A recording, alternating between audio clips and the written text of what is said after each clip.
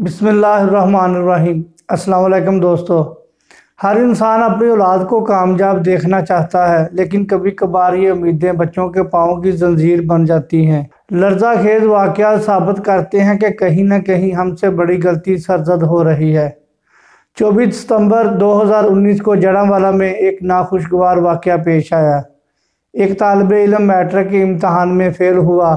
घर वालों और रिश्तेदारों की तरफ से इस कदर दबाव था कि वो बर्दाश्त न कर सका और अपनी ज़िंदगी का खात्मा कर लिया। कुछ ही अरसे बाद 21 जुलाई 2020 को चीचा वतनी में एक स्कूल टीचर के बेटे ने मैट्रिक इम्तहान में नाकामी पर जहरीली गोलियां खाकर खुदकुशी कर ली। और सिलसिला यहाँ पर रुका नहीं। ठीक एक महीने बाद बाबडा कॉलोनी सरगोदा में भी एक बच्चे ने मैट्रिक के तालिबे इल्म ने नंबर कम आने पर खुद को मौत के फंदे से लटका लिया। ये चंद महीनों में मीडिया और सोशल मीडिया पर रिपोर्ट होने वाले वाक़यात हैं।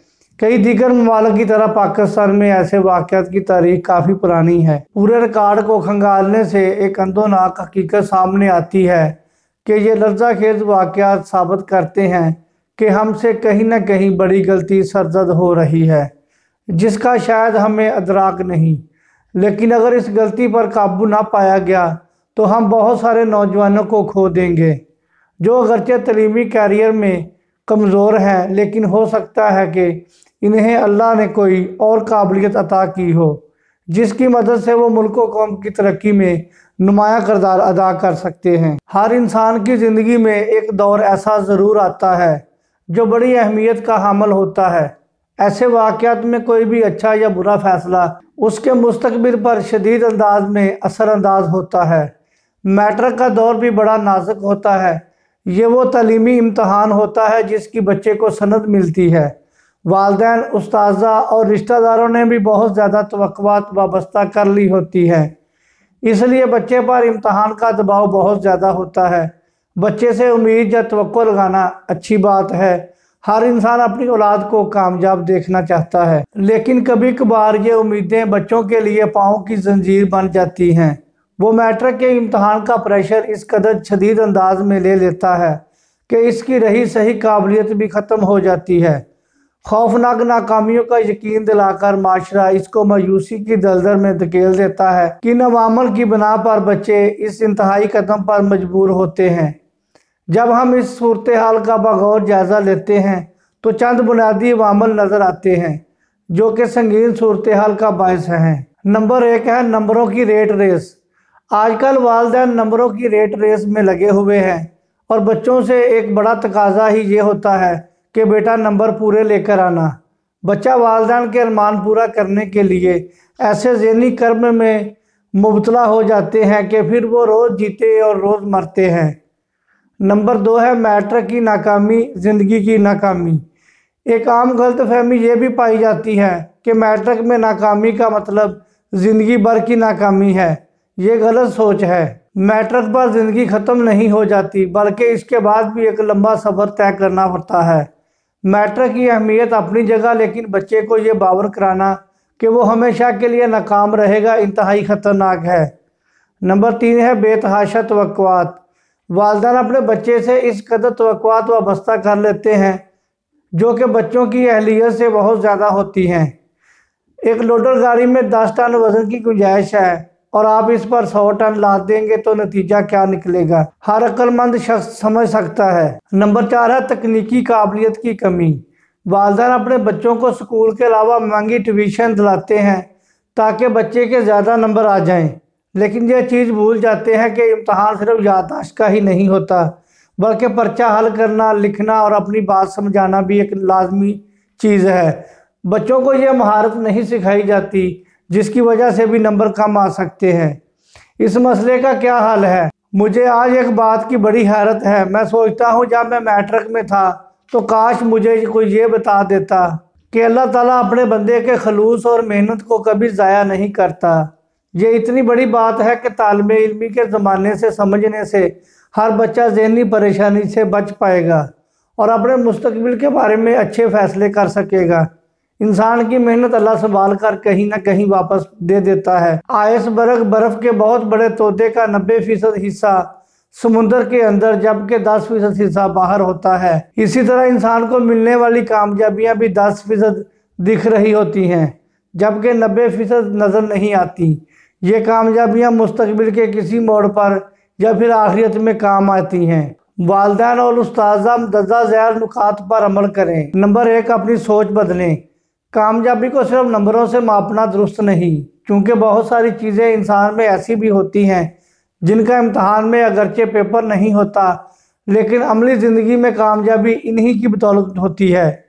मसलन अगर एक बच्चा इम्तहान में नंबर कम लेता है लेकिन उसका अखलाक बहुत आला है, तो अब ज़िंदगी के इम्तहान में उसका अखलाक रवैया ही इसको तरक्की दिलाएगा। इसी तरह किसी बच्चे में अखलास और रहम दिली होती है, वो अगरचे नंबर कम ले लेकिन उसकी ये सिफ्त उसके गिर्द मेला लगाएगी और हज़ारों लोग उसके चाहने वाले होंगे।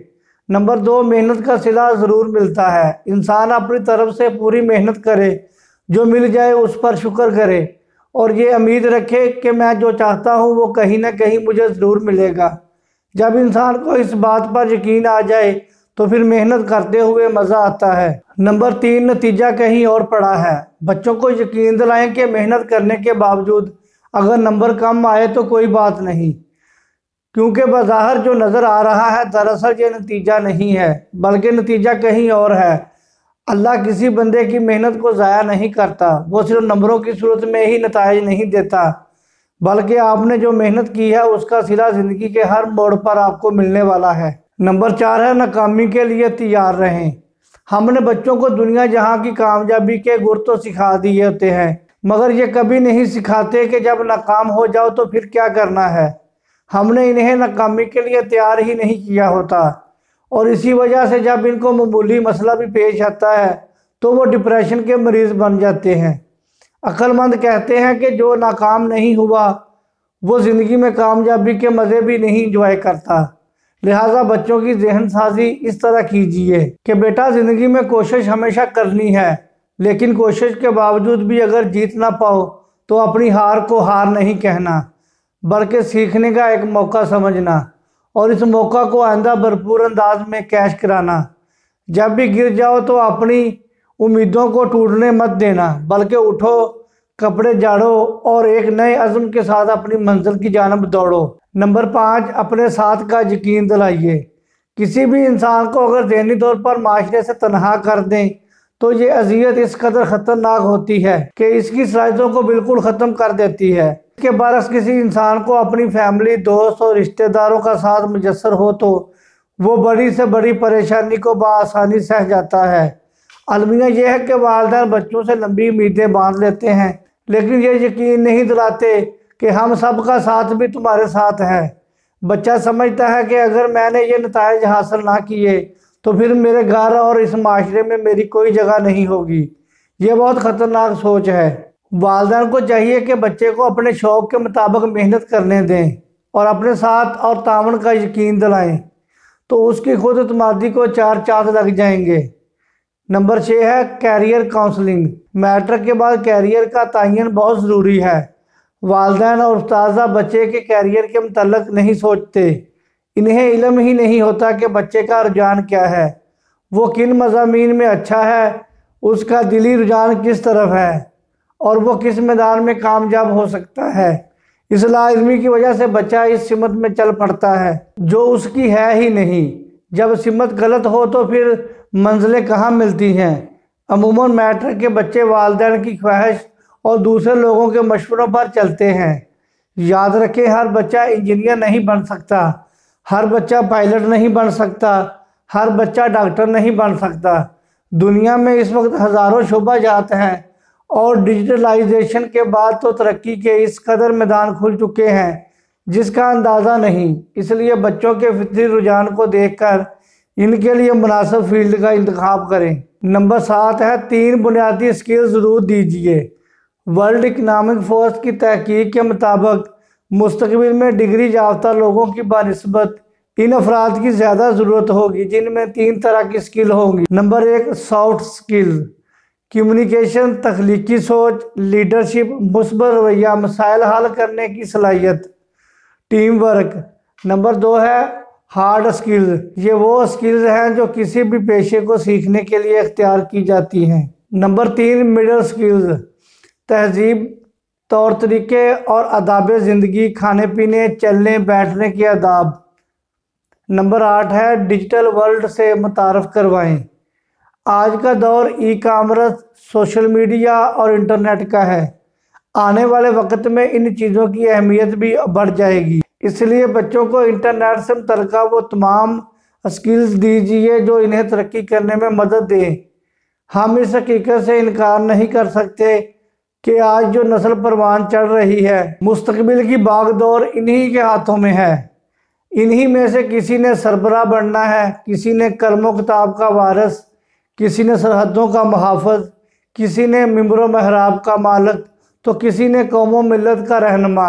آج اگر ان کی تربیت میں ذرا بر کمی پیشی بھی ہوئی تو صرف ایک خاندان نہیں بلکہ پوری قوم پر اس کے نتائج مرتب ہوں گے۔ وقت آ گیا کہ ہم نئی نسل کی تربیت کی نزاکت و حساسیت کو سمجھیں اور اس ذمہ داری کو بھرپور سنجیدگی کے ساتھ نبھانے کی کوشش کریں۔ بہت شکریہ، مجھے اجازت دیں، اپنا خیال رکھیں۔ اللہ حافظ۔ السلام علیکم ورحمۃ اللہ وبرکاتہ۔